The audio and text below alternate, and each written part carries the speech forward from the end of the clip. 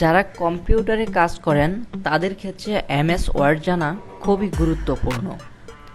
আমি আমার প্রিভিয়াস একটা ভিডিওতে এমএস ওয়ার্ড নিয়ে টিউটোরিয়াল তৈরি করেছি, যারা না দেখেছেন তারা দেখে নিতে পারেন। আমি এই ভিডিওর ডিসক্রিপশনে লিঙ্কটা দিয়ে দেব।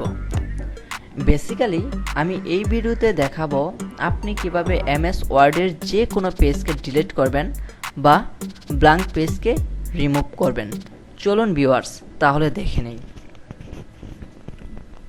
আমি এমএস ওয়ার্ডে চলে যাচ্ছি। চলে আসার পর দেখেন এইখানে কয়টা পেজ আছে, এইভাবে আমরা যদি না দেখে যদি একটা নেভিগেশনের মাধ্যমে যদি দেখি সেটা ভালো হয় না। আপনি ভিউতে ক্লিক করবেন, ভিউতে ক্লিক করার পর এইখানে দেখেন ওয়ান পেজ আছে, মাল্টিপল পেজ আছে। আপনি যদি ওয়ান পেজ ক্লিক করেন তাহলে এখন যেটা আছে ঠিক এইভাবে আসবে, আর যদি মাল্টিপল পেজে ক্লিক করেন তাহলে দেখেন কেমনে আসে। সেটা হচ্ছে পেজটা মাল্টিপলভাবে আসতেছে। আমি ওয়ান পেজে সিলেক্ট করে দিচ্ছি।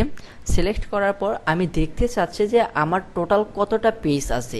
এভাবে এক এক করে স্ক্রল না করে আমি দেখতে চাচ্ছি যে এইখানে টোটাল কতটা পেজ আছে।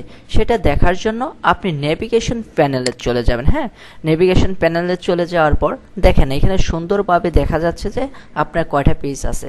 আর এখানে হচ্ছে আমার টোটাল 5টা পেজ আছে, 5টা পেজ দেখাচ্ছে। এখন আমি চাচ্ছি যে 3 নাম্বার যে পেজটা আছে সেটাকে ডিলিট করব। সেটাকে ডিলিট করার জন্য আপনি 3 নাম্বার পেজে চলে যান।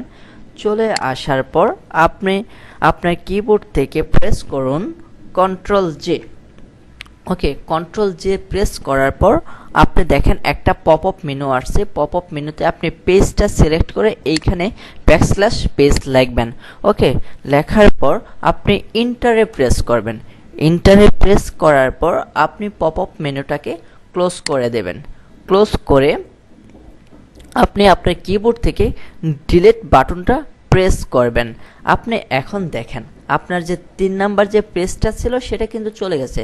আমাদের প্রথম পেজ ছিল 5টা, এখন পেজ আছে 4টা। ওকে, আমাদের পেজ ডিলিটের কাজটা শেষ হয়ে গেল। এখন আমরা দেখব ব্ল্যাঙ্ক পেজকে কিভাবে আপনি রিমুভ করবেন। ব্ল্যাঙ্ক পেজকে রিমুভ করার জন্য আপনি সেম প্রসেসেই এই 3 নাম্বারটাকে হচ্ছে সিলেক্ট করবেন। সিলেক্ট করার পর আপনি যদি ডিলিটে প্রেস করেন তাহলে দেখবেন যে 3 নাম্বার পেজটা ডিলিট হয়ে গেছে। আমি ডিলিটে প্রেস করছি। ওকে, দেখেন আমাদের পেজটা কিন্তু চলে গেছে, ব্ল্যাঙ্ক পেজটাও চলে গেছে। ধন্যবাদ ভিডিওটা দেখার জন্য। যারা আমার চ্যানেলে একদমই নতুন তারা অবশ্যই আমার চ্যানেলটাকে সাবস্ক্রাইব করবেন। আর আপনার যে সমস্যাগুলো আছে কমেন্ট বক্সে জানাবেন, সেই সমস্যাগুলো নিয়ে আমি ভিডিও তৈরি করব ইনশাল্লাহ। ভালো থাকবেন, সুস্থ থাকবেন।